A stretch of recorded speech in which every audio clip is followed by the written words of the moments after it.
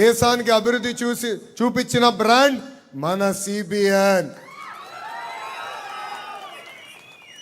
ప్రజల వద్దకు పాలన. విద్యా ఉద్యోగాల్లో మహిళలకు 33.33% రిజర్వేషన్. మహిళల కోసం దీపం పథకం, డ్వాక్రా, రైతు బజార్, పట్టిసీమ. అప్పుడు ఐటీ అంటే ఇప్పుడు క్వాంటమ్, అప్పుడు సైబరాబాద్ అంటే ఇప్పుడు అమరావతి.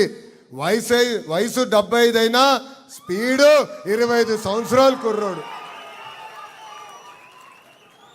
ఆయన రికార్డులు బద్దలు కొట్టే వ్యక్తి ఇంకా పుట్టలేదు, పుట్టడు. అది మన సిబిఎన్.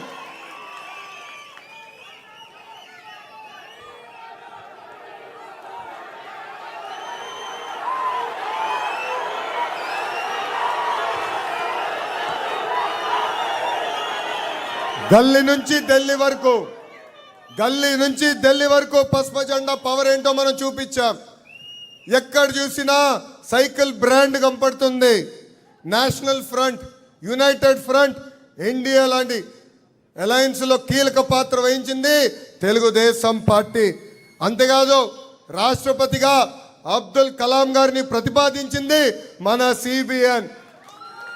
పార్లమెంట్కి తొలి దళిత స్పీకర్గా బాలయోగి గారిని కూడా నియమించింది మన సిబిఎన్.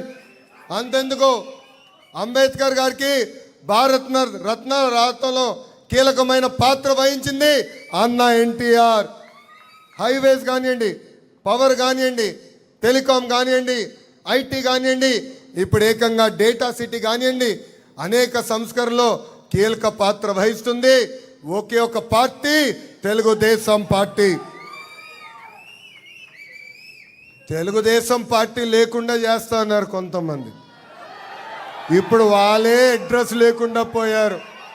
అర్థమైందా రాజా?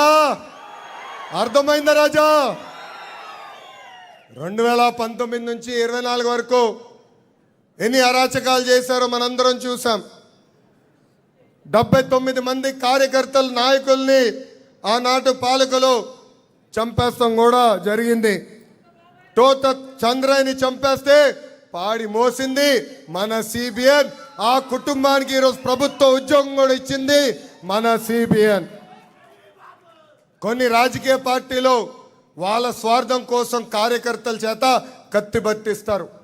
కానీ మన సిబిఎన్ కార్యకర్తల పిల్లలకి పుస్తకాలను పట్టించారు. ఫ్యాక్షన్ దాడిలో మన కార్యకర్తలు చనిపోతే ఆ పిల్లల్ని స్వయంగా దత్తకు తీసుకుని చదివించి ప్రయోజకులుగా మార్చింది మన సిబిఎన్. నేను ఆ పిల్లల్ని పాదయాత్రలో కలిసా. ఒకరు డెలాయిట్, ఒకరు గూగుల్, అంతర్జాతీయ సంస్థల్లో వాళ్ళు పనిచేస్తాం కూడా జరుగుతుంది. కార్యకర్తలపైన, నేతలపైన కేసులు పెట్టారు. మన దేవాలయంగా భావించే ఈ తెలుగుదేశం పార్టీ కార్యాలయంపై దాడి చేశారు. మన సిబిఎన్ ఇంటిపై దాడి చేశారు. ఏం తప్పు చేయని మన సిబిఎన్ని 53 రోజుల్లో జైల్లో బంధించారు. వాళ్ళందరికీ చెప్తున్నా, క్లేమోర్ మైన్కే భయపడని బ్లడ్ మాది. మీరు పెట్టే కేసులు, దాడులకి మేము భయపడతామా? 2024 ఎన్నికల్లో 94% స్ట్రైక్ రేట్, 57% ఓట్ షేర్ వచ్చింది. 8 ఉమ్మడి జిల్లాలో క్లీన్ స్వీప్ ఎన్డీఏ సాధించింది. దేశంలో ఏ రాష్ట్రం చేయని విధంగా మనం సంక్షేమం చేస్తున్నాం.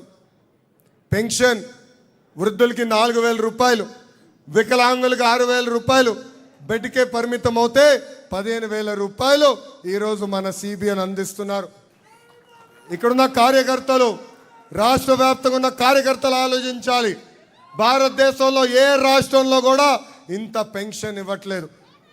ఇంతేకాదు ఏకంగా దీపం పథకం ద్వారా ప్రతి ఏటా ఉచితంగా 3 గ్యాస్ సిలిండర్లు అందజేస్తున్నారు. ఇంట్లో ఎంతమంది పిల్లలుంటే అంతమంది పిల్లలకి తల్లికి వందనం ద్వారా 15,000 రూపాయలు మన సిబిఎన్ అందిస్తున్నారు. 16,347 టీచర్ పోస్టులు భర్తీ చేశాం. 6,000 కానిస్టేబుల్ పోస్టులు భర్తీ చేశాం. అంతేకాదు మొన్న ఉగాదికి జాబ్ క్యాలెండర్ విడుదల చేశాం.